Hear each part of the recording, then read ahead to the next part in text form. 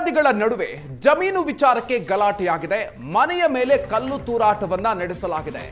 ಮನೆಯ ಮೇಲ್ಛಾವಣಿ ಧ್ವಂಸಗೊಳಿಸಿದ್ದಾರೆ. ಆನೇಕಲ್ ತಾಲೂಕಿನ ಕೆಂಪವಡೇರಹಳ್ಳಿಯಲ್ಲಿ ನಡೆದಿರುವಂತಹ ಘಟನೆ ಇದು. ಮುನಿಕೃಷ್ಣಪ್ಪ ಅನ್ನೋರ ಮನೆಯ ಮೇಲೆ ಪುಂಡರಿಂದ ದಾಳಿಯಾಗಿದೆ. ಮುನಿಕೃಷ್ಣಪ್ಪ ಸೋದರ ಸಂಬಂಧಿಯಿಂದಲೇ ಗೂಂಡಾಗಿರಿ ನಡೆಸಲಾಗಿದೆ.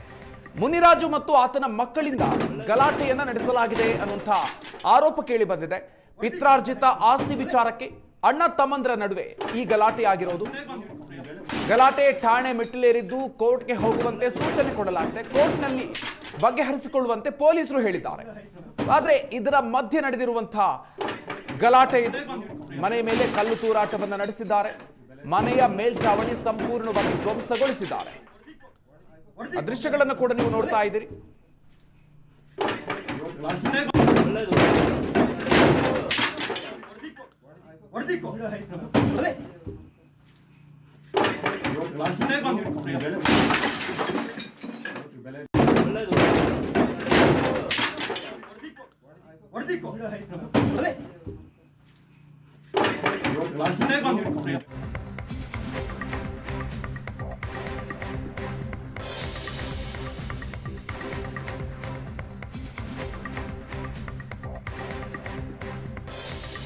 ರಾತ್ರಿ ಮುನಿಕೃಷ್ಣ ಮನೆಗೆ ನುಗ್ಗಿ ದಾಂಧಲೆಯನ್ನೇ ಎಬ್ಬಿಸಿದ್ದಾರೆ.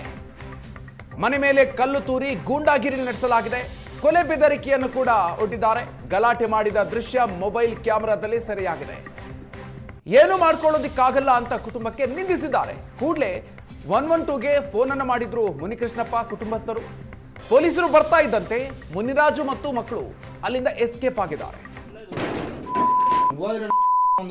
ವಿಡಿಯೋ ಮಾಡ್ಕೊಂಡು ಇದೇ ನಿನ್ ಕೆಪಾಸಿಟಿ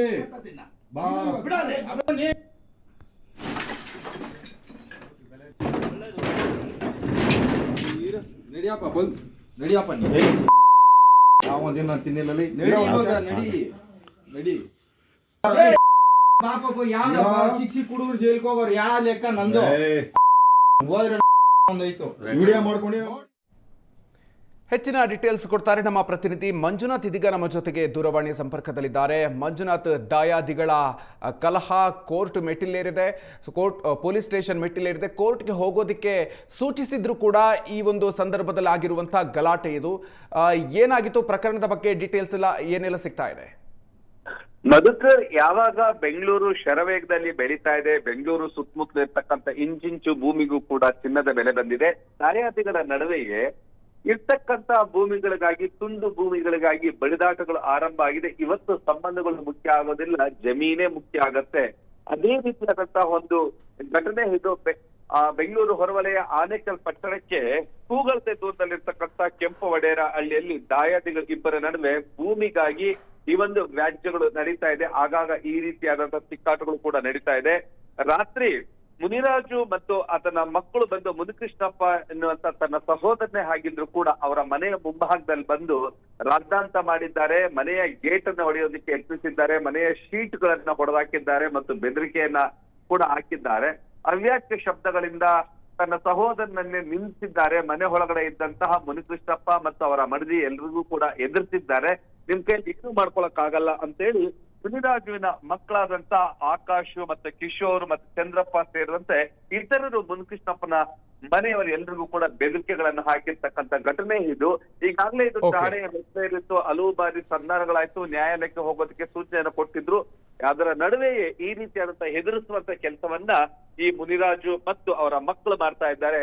ಇದರಿಂದ ಮುನಿಕೃಷ್ಣಪ್ಪ ಅಕ್ಷರಶಃ ಹೆದರಿದ್ದಾರೆ.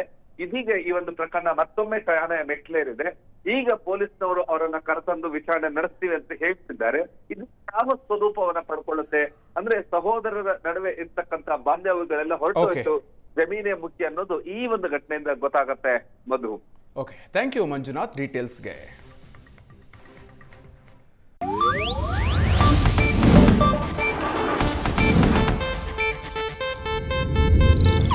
ಇದು ಏಷ್ಯಾನೆಟ್ ನ್ಯೂಸ್ ನೆಟ್ವರ್ಕ್ ಪ್ರಸ್ತುತಿ.